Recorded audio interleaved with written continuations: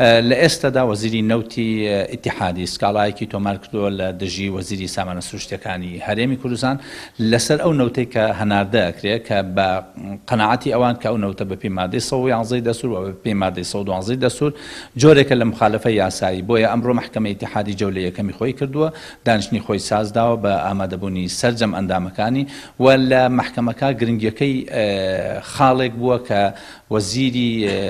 سەرۆکی ئەنجومەنی وەزیرانی حکوومەتی ئیتیحادی بۆ ئیزافە کردووە بۆ ناو دۆسیەکە و سەرۆکی ئەنجومەنی وەزیرانی حکوومەتی هەرێمیشی ئیزافە کردووە ئەگەر محکەمەی ئیتیحادی ئەم سکاڵایە